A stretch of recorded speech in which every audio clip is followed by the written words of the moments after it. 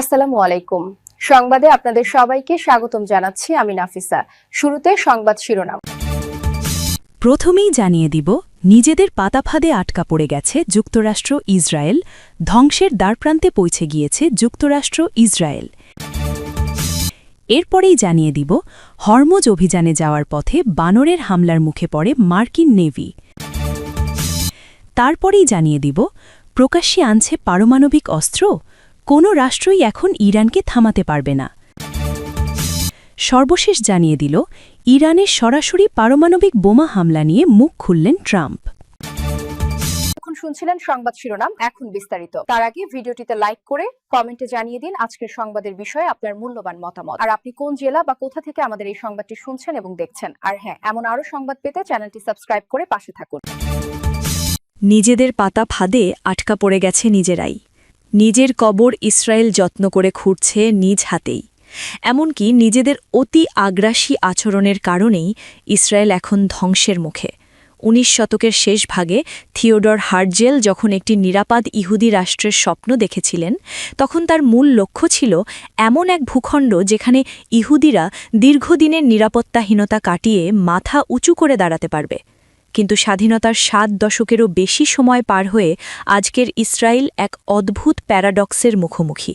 একদিকে দেশটি গড়ে তুলেছে বিশ্বের অন্যতম শক্তিশালী সামরিক বাহিনী ও প্রযুক্তি নির্ভর অর্থনীতি, অন্যদিকে দিন দিন সাধারণ মানুষের কাছে স্থায়িত্বশীল নিরাপত্তা হয়ে উঠছে এক অধরা স্বপ্ন। ২০২৬ সালের স্বাধীনতা দিবস উদযাপনের প্রাক্কালে পশ্চিম জেরুজালেমের অলিগলিতে উৎসবের চেয়ে বরং অনিশ্চয়তার ছাপই বেশি স্পষ্ট হয়ে উঠেছে। গত কয়েক বছরে ইসরায়েলের নিরাপত্তা ডক্ট্রিন বা প্রতিরক্ষা দর্শনের যে বড় ধরনের ফাটল ধরেছে, তা এখন আর গোপন কোনো বিষয় নয়। বিশেষ করে ২০২৩ সালের ৭ অক্টোবরের গাজার স্বাধীনতাকামী সংগঠনের নজিরবিহীন হামলা দেশটির গোয়েন্দা ও সামরিক শ্রেষ্ঠত্বের দম্ভকে ধূলিস্যাৎ করে দিয়েছিল।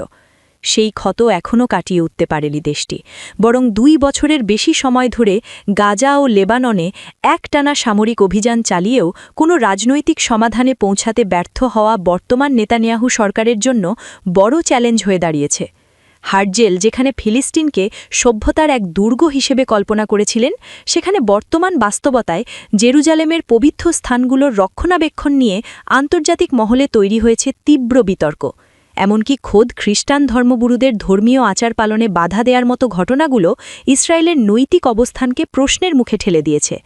ইসরায়েলের নীতি নির্ধারকদের সবচেয়ে বড় ভুল ছিল গাজার প্রতিরোধ যোদ্ধাদের দমিত শক্তি হিসেবে বিবেচনা করা। গোয়েন্দা সংস্থাগুলোর কাছে আগাম তথ্য থাকা সত্ত্বেও তারা বিশ্বাস করতে পারেনি যে গাজার অবরোধের ভেতর থেকে এত বড় কোনো আক্রমণ সম্ভব। ৭ অক্টোবরের সেই ব্যর্থতার রেশ এখনও কাটেনি। এমনকি সাম্প্রতিক সামরিক দপ্তরের অতি গোপনীয় তথ্য ফাঁস হওয়া এবং গুরুত্বপূর্ণ সেনা কর্মকর্তাদের পরিচয় প্রকাশ হয়ে যাওয়ার ঘটনাগুলো প্রমাণ করে যে প্রযুক্তিতে শ্রেষ্ঠত্ব থাকলেও অভ্যন্তরীণ ব্যবস্থায় বড় ধরনের দুর্বলতা রয়ে গেছে। বর্তমানে গাজায় একটি ভঙ্গুর যুদ্ধবিরোধী চললেও পরবর্তী রাজনৈতিক পরিস্থিতি কী হবে তা নিয়ে কারও কাছে কোনো পরিষ্কার রূপরেখা নেই। সেখানে প্রতিরোধ যোদ্ধাদের পুরোপুরি নির্মূল করার যে ঘোষণা দেয়া হয়েছিল, তা মাঠ পর্যায়ে কতটুকু সফল হয়েছে তা নিয়ে সামরিক বিশ্লেষকদের মনে যথেষ্ট সংশয় রয়েছে। লেবানন সীমান্তে চলমান উত্তেজনা ইসরায়েলের জন্য আরও একটি বিস্ফোরা হয়ে দাঁড়িয়েছে। ২০২৬ সালের যুদ্ধের পর প্রতিরোধ গোষ্ঠী কেবল নিজেদের শক্তি বৃদ্ধি করেনি, বরং একটি শক্তিশালী হাইব্রিড সেনাবাহিনীতে পরিণত হয়েছে।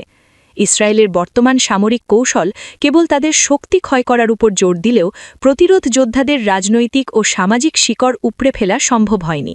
ফলে সীমান্ত অঞ্চলের বাসিন্দাদের জন্য শান্তি এখনও সুদূর পরাহত। এর উপর যোগ হয়েছে ইরানের উপর ক্রমবর্ধমান ছায়াযুদ্ধ। যদিও ইসরায়েল দাবি করছে যে তারা আঞ্চলিকভাবে ইরানকে কোণঠাসা করতে পেরেছে, কিন্তু বাস্তব চিত্র বলছে ভিন্ন কথা। একটি স্থায়ী শান্তি কাঠামোর অনুপস্থিতিতে প্রতিটি সামরিক জয় কেবল পরবর্তী সংঘাতে বীজ বপন করছে। স্মৃতিশোধের পাশে দাঁড়িয়ে যখন শোক আর উদযাপনের সংমিশ্রণ ঘটে, তখন ইসরায়েলি জনগণের মনেও বড় প্রশ্ন উকি দেয়, এই স্বাধীনতার মূল্য আর কতদিন লাশের সারিতে গুনতে হবে। জেরুজালেমের হার্জেল পর্বত সংলগ্ন সামরিক কবরস্থানগুলোতে জায়গার সংকট দেখা দেওয়া এক ভয়াবহ পরিস্থিতির জানান দিচ্ছে। একের পর এক অভিযানে অবকাঠামো ধ্বংস ও প্রাণহানি ঘটলেও ফিলিস্তিনি জনমনে ইসরায়েল বিরোধী ক্ষোভ কেবল বাড়ছেই। রাজনৈতিক সমাধান এড়িয়ে কেবল পেশি শক্তির জোরে নিরাপত্তা নিশ্চিত করার যে নীতি নেতানিয়াহু প্রশাসন আঁকড়ে ধরে আছে তা দেশটিকে দীর্ঘমেয়াদী সংকটের দিকে নিয়ে যাচ্ছে। হার্জেলের স্বপ্নের সেই নিরাপদ স্বর্গভূমি আজ এক অন্তহীন যুদ্ধের গোলকধাঁধায় আটকে পড়েছে, যেখান থেকে বের হওয়ার পথ দিন থেকে দিন আরও সংকীর্ণ হয়ে আসছে। কোনো শত্রুপক্ষ নয়, এবার প্রকৃতির কাছেই ধরাশায়ী হয়েছে মার্কিন নৌবাহিনী। অত্যাধুনিক সরঞ্জাম নিয়ে হরমোজ অভিযানে যাওয়ার পথে বানরের হামলায় মুখে পড়ে মার্কিন নেভি। থাইল্যান্ডের ফুকেটে ঘটে যাওয়া এই ঘটনায় বিঘ্নিত হয় তাদের স্বাভাবিক অগ্রযাত্রা। বিস্তারিত জানাচ্ছেন মেহেদি হাসান। লক্ষ্য মাইন সরিয়ে হরমোজের জলপথকে যুদ্ধের জন্য সচল রাখা। শত্রুর নজরদারি ফাঁকি দিয়ে এগিয়ে যাচ্ছিল মার্কিন নৌবাহিনী। তবে সৃষ্টিকর্তা হয়তো লিখেছিলেন অন্য কোনো কিছু। আর ঠিক সেই অভিযানের মাঝপথে থাইল্যান্ডের মাটিতে পা রাখতেই এক ভয়াবহ ভাইরাসের বাহক বানরের আক্রমণের মুখে পড়লেন মার্কিন নেভি। এই ধারাবাহিক অভিযানের মাঝেই থাইল্যান্ডের ফুকেটে অস্থায়ীভাবে অবস্থান নেয় মার্কিন নাবিকরা। আর ঠিক সেই অবস্থানকালে ছুটির সময়ে একটি এশীয় ম্যাকা বানরের আক্রমণে আহত হন জাহাজটির এক ইলেকট্রনিক্স টেকনিশিয়ান। বিষয়টি প্রকাশ করে মার্কিন সংবাদ মাধ্যম এক্সিওস, যার মাধ্যমে ঘটনাটি সামনে আসে। আহতের পরপরই তাকে চিকিৎসার জন্য জাপানে স্থানান্তর করা হয় এবং দ্রুত চিকিৎসা দেয়া হয়। পরবর্তীতে জানা যায় থাইল্যান্ডে থাকা ম্যাকা প্রজাতির বানরগুলো হারপিস বি ভাইরাস বহন করতে পারে বলে সতর্ক করেছে Centers for Disease Control and Prevention. ফলে সংক্রমণের ঝুঁকি বিবেচনায় দ্রুত চিকিৎসা নিশ্চিত করা হয়। 32 ইঞ্চি জেভিকো টিভি এখন মাত্র 15,000 টাকায়, সাথে পাচ্ছেন 3 বছরের প্যানেল ওয়ারেন্টি। এর আগেও বিভিন্ন সময়ে প্রাকৃতিক কারণে এমন ঘটনার মুখে পড়েছে মার্কিন বাহিনী। ভিয়েতনাম যুদ্ধে বাঘ, সাপ ও অন্যান্য বন্যপ্রাণীর আক্রমণে বহু সেনা হতাহত হয়েছে। একই সময় সাম্প্রতিক সময়েও আলাস্কায় প্রশিক্ষণের সময় ভাল্লুকের হামলায় আহত হয়েছেন সেনারা, এবং পানামায় বানরের দল সেনাদের সরঞ্জাম ছিনিয়ে নেওয়ার ঘটনাও ঘটেছে, যা ধারাবাহিকভাবে বিভিন্ন দেশের উপর চাপিয়ে দেয়া যুদ্ধের মুখে প্রকৃতির বাধা বলেই মনে করছেন অনেকে। ইতিহাসবিদ জেমস উইলস্টন এবং সামরিক বিশ্লেষকেদের মতে ভিয়েতনাম যুদ্ধে প্রকৃতি মার্কিন বাহিনীর জন্য বড় বাধা হয়ে দাঁড়িয়েছিলেন। তাদের মতে শক্তি প্রয়োগের মাধ্যমে অন্য দেশের নিয়ন্ত্রণের প্রচেষ্টা বারবার প্রকৃতির অপ্রত্যাশিত প্রক্রিয়ার মুখে পড়ে এবং তা সেনাদের ওপর সরাসরি প্রভাব ফেলে। সবশেষ হরমোজ অভিযানে যাওয়ার পথে ফুকেটের এই ঘটনাটি একটি চলমান সামরিক অভিযানের মধ্যবর্তী অপ্রত্যাশিত ঘটনার উদাহরণ হিসেবে সামনে এসেছে। একই সঙ্গে পূর্ববর্তী ঘটনাগুলোর ধারাবাহিকতায় দেখা যাচ্ছে সামরিক তৎপরতার মাধ্যমে দুনিয়াব্যাপী রক্তাক্ত যুদ্ধ ও ধ্বংসলীলা চলছে, যার বিপরীতে প্রকৃতিও বারবার বাধা হয়ে দাঁড়িয়েছে। নিউজ। বিশ্ব রাজনীতিতে বারবার উঠে আসা ইরানের পারমাণবিক কর্মসূচি আবারও আলোচনায়। নিষেধাজ্ঞা, যুদ্ধ সবকিছু ছাপিয়ে বারবারই উঠে আসে একই প্রশ্ন: পারমাণবিক অস্ত্র কি বানিয়ে ফেলল তেহরান? এই প্রশ্নের উত্তর পেতে হলে আগে বুঝতে হবে ইউরেনিয়াম সম্পর্কে। প্রাকৃতিক ইউরেনিয়ামে খুব সামান্য পরিমাণে থাকে ইউরেনিয়াম 235, যেটি পারমাণবিক বিক্রিয়ার মূল জ্বালানি। আর ইরানের এই ইউরেনিয়াম 235 ঘিরেই চলছে বিশ্বজুড়ে সংঘাত। খনিজ ইউরেনিয়াম থেকে কার্যকর এই অংশ আলাদা করতেই ব্যবহার করা হয় সমৃদ্ধকরণ প্রযুক্তি। ইউরেনিয়ামকে গ্যাসে রূপান্তর করে উচ্চ গতির সেন্ট্রিফিউজে ঘুরিয়ে ধাপে ধাপে বাড়ানো হয় এর বিশুদ্ধতা। সাধারণ বিদ্যুৎ উৎপাদনের জন্য প্রয়োজন হয় মাত্র 3 থেকে 5% সমৃদ্ধ ইউরেনিয়াম, কিন্তু পারমাণবিক অস্ত্রের জন্য দরকার হয় প্রায় 90%, যাকে বলা হয় উইপন্স গ্রেড। সর্বশেষ আন্তর্জাতিক পর্যবেক্ষণ অনুযায়ী ইরানের কাছে এখন কয়েকশো কেজি 60% সমৃদ্ধ ইউরেনিয়াম মজুদ রয়েছে। এই পরিমাণ আরও পরিশোধিত হলে একাধিক পারমাণবিক অস্ত্র তৈরির সম্ভাবনা থাকতে পারে। এখানেই উদ্বেগের মূল কারণ। সমৃদ্ধকরণ প্রক্রিয়াটি সরল নয়। প্রথম ধাপগুলো সবচেয়ে কঠিন, সময় সাপেক্ষ এবং প্রযুক্তি নির্ভর। কিন্তু একবার 60% পৌঁছে গেলে তার 90% তুলনামূলক অনেক দ্রুত রূপান্তর করা সম্ভব। ইরান ইতোমধ্যেই সবচেয়ে জটিল অংশ অতিক্রম করেছে, আর এখন তারা ফাইনাল স্টেজের খুব কাছাকাছিতে অবস্থান করছে। এই অবস্থাকেই বিশ্লেষকেরা বলছেন নিউক্লিয়ার ব্রেকআউট থ্রেশহোল্ড, যেখানে একটি দেশ অল্প সময়ের মধ্যেই অস্ত্র তৈরির সক্ষমতা অর্জন করতে পারে। শুধু ইউরেনিয়াম নয়, ইরানের জটিল পারমাণবিক অবকাঠামো একটি বড় ফ্যাক্টর। তাদের অনেক সেন্ট্রিফিউজ স্থাপনা ভূগর্ভে তৈরি, যা সরাসরি সামরিক হামলায় ধ্বংস করা কঠিন। আরও উদ্বেগের বিষয়, ছোট এবং গোপন স্থাপনায়ও সমৃদ্ধকরণ চালানো সম্ভব। ফলে পুরো প্রক্রিয়া নজরদারির বাইরে চলে যাওয়ার ঝুঁকি থেকেই যায়। এর সঙ্গে যুক্ত হয়েছে ইরানের শক্তিধর ক্ষেপণাস্ত্র প্রযুক্তি। ইরানের হাতে এমন ব্যালিস্টিক মিসাইল রয়েছে যা দীর্ঘ দূরত্বে ওয়ারহেড বহন করতে সক্ষম বলে ধারণা করা হয়। শুধু পারমাণবিক অস্ত্র তৈরি নয়, তার লক্ষ্যবস্তুতে আঘাত আনার সক্ষমতাও তেহরানের হাতে থাকতে পারে। 2015 সালের পারমাণবিক চুক্তির মাধ্যমে ইরান তাদের সমৃদ্ধকরণ কার্যক্রম সীমিত রাখতে সম্মত হয়েছিল।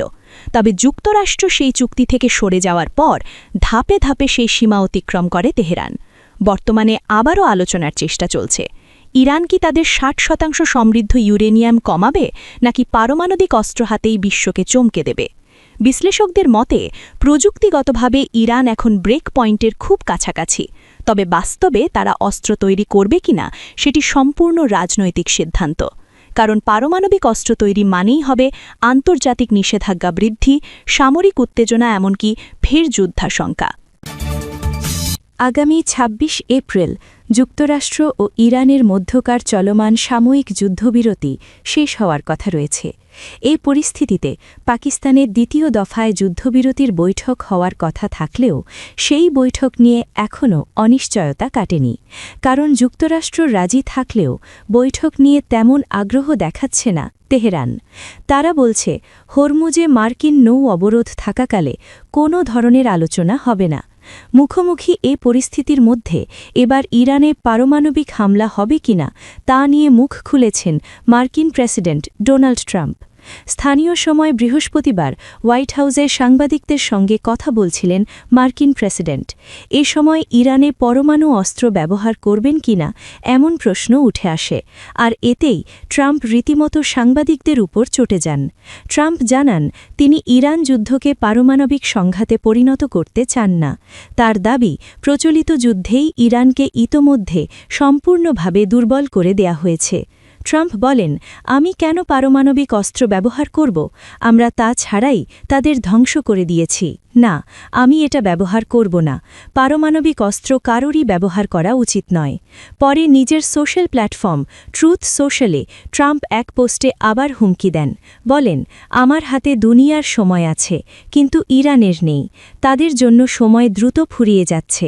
পোস্টে তিনি আরও দাবি করেন, ইরানের সামরিক শক্তি ধ্বংস হয়ে গেছে, নেতৃত্ব দুর্বল এবং অবরোধ শক্তভাবে কার্যকর রয়েছে এবং পরিস্থিতি আরও খারাপের দিকে যেতে পারে। ট্রাম্পের এমন হুমকির মধ্যে যুক্তরাষ্ট্র আরও একটি বিমানবাহী রণতরী ইউএসএস জর্জ এইচ.ডব্লিউ. বুশ মোতায়েন করেছে। এর ফলে ওই অঞ্চলে যুক্তরাষ্ট্রের বড় যুদ্ধজাহাজের সংখ্যা বেড়ে 3টিতে দাঁড়িয়েছে। মার্কিন সামরিক বাহিনীর সেন্ট্রাল কমান্ড জানিয়েছে, একটি রণতরী লোহিত সাগরে মোতায়েন রয়েছে এবং আরেকটি একই অঞ্চলে অবস্থান করছে। ওয়াশিংটন ও তেহরানের এমন পাল্টাপাল্টি অবস্থানের কারণে মধ্যপ্রাচ্য পরিস্থিতি ক্রমেই আরও জটিল হয়ে উঠছে। এই অবস্থায় যুক্তরাষ্ট্র ঘোষিত সাময়িক যুদ্ধবিরতি শেষ হলে আবারও পূর্ণমাত্রার হামলা শুরু হতে পারে বলে আশঙ্কা করা হচ্ছে।